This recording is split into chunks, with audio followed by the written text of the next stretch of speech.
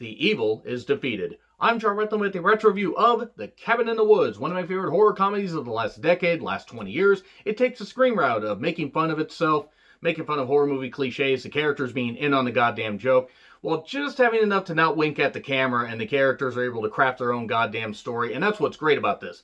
And it's peak Joss Whedon, not season 5 of Buffy Joss Whedon, where the series fell off a goddamn cliff. Jesus fucking Christ, I hated how that show fell downhill. But anyway, enough of that. Drew Goddard also directed this. He directed Bad Times at the El Royale, which I need to see at some point. I actually haven't had a chance to see that.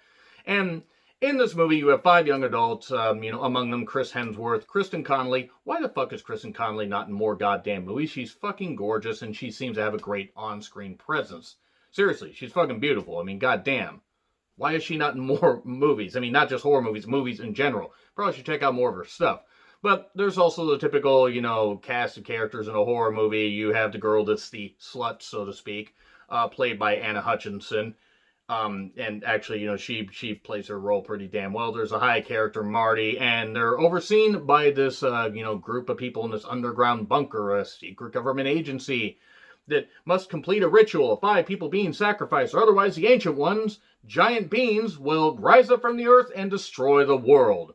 That's basically about it right there. And what's great about this movie is, yes, it does lean into the cliches a whole lot. And you have people making dumb decisions, and you have these people in this underground bunker releasing, controlling the environment and everything, releasing cannibalistic redneck zombies, so to speak. And they have a whole bunch of other, creatures that they have locked in these, this weird maze of, boxes and everything. It kind of reminds me of 13 Ghosts, except Cabin in the Woods is good. I hated the 13 Ghosts remake, and I will die on that goddamn hill.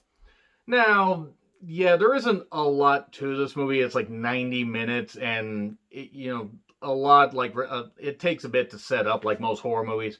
You get the 5 young adults that arrive in an RV to this cabin in the woods. They're warned by the gas station attendant or whatever, you don't want to go up there, you shouldn't go up there, and everybody's in on the goddamn thing because it's a way to just sacrifice these people and keep the world at peace, as one does. Who wouldn't want to, keep the Ancient Ones at peace and do a lot of fucked up shit and then take bets on who will die first and how they will die, even though they control the environment and stuff like that.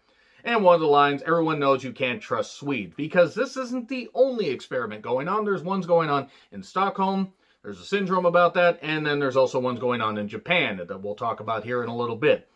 There isn't all that much to it beyond that, though there is great writing, and the characters do have a whole lot of fun with it.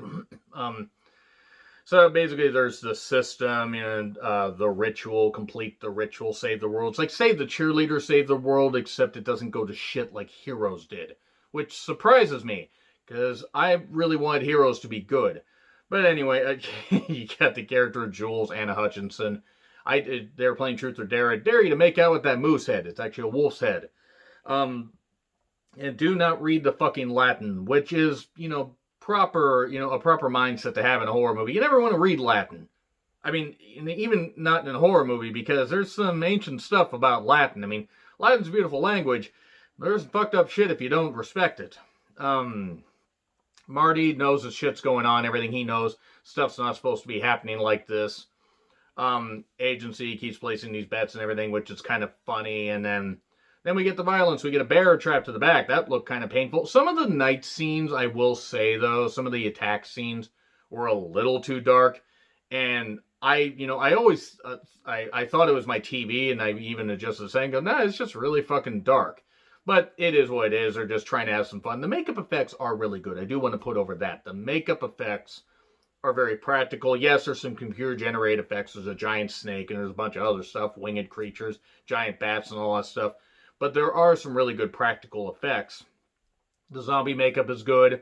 The gore effects are pretty goddamn good. And it's put over the top, but not so much over the top that it becomes ridiculous, without leaning into the fact it becomes ridiculous. There is one particular part in the end that I will talk about that goes ridiculous, but it kind of works out if you know the backstory of it. Things go bad for Marty. He gets taken away. He's dead. No, he's not fucking dead. He dies. No, he don't die. Monsters are all over the place, and everybody's gonna die. And it seems like, oh no, only Dana, Kristen Connolly's character, is gonna live because she's the virgin. And then they cut to the Japanese portion of this, and the girl sacrifices demon, turns into a frog. The evil is defeated.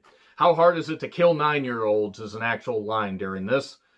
Kurt tries to jump the canyon, the entire canyon or whatever, and then he pulls a Homer Simpson, hitting the wall and then falling down and everything. Unlike Homer Simpson, though, he does not survive, as funny as that would have been.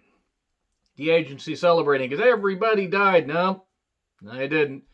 And now things are starting to get fucked up because even though some in the ritual, have died and it's almost complete, it's not quite completed yet. We get a phone call from upstairs. Well, they do, and no, Marty's alive, very much alive. Him and Dana managed to get into this underground bunker area, and they eventually release the creatures, and then the creatures attack everybody because they're tired of being trapped and using this goddamn plot, and they're creatures. They're killer creatures. There's a guy with saw blades on his goddamn head, and there's a fish creature, and there's a zombie girl that had her arm detached. There's a ghost. There's giant snake, as I mentioned. A giant bat, a whole bunch of other stuff that's really, really goddamn good. Elevator full of goodies is what I called it. And there's this fish creature that attacks one of the guys, from the agency. And, he's like, oh, come on. And then starts biting him, and all this blood gushes out. Well, the backstory was they had more blood to use, and they just decided to go full comical and just have the blood pop out of, the thing in the back. And it was just really goddamn funny. I don't know why it was funny, but it just was. And, Marty and Dana are alive, and suddenly Sigourney Weaver. That's a better rendition of Suddenly Susan, by the way, and she's like, oh, there's this ritual, the Ancient Ones, as long as we sacrifice 5 people, the world will be at peace, but if you guys don't kill yourselves, they're going to take over the world, and it's going to be the extinction of life. So naturally, these people do not kill themselves, everybody dies, and the giant hand rises up, does this, and does that stuff, and I'm pretty certain that'll end up being a clip if people decide to make that a clip or a gif and do goofy sounds with it, as opposed to non-goofy sounds that I did. But yeah, everybody dies, and we did not get Cabin in the Woods 2, Electric Boogaloo, but yes, this is one of my favorite horror comedies. It's just fun. It's just ridiculous, but it's also fun. But let me know what you guys think in the comments. Like, share, subscribe, Twitter handle in the description. I'm John Retlin. I'll see you soon.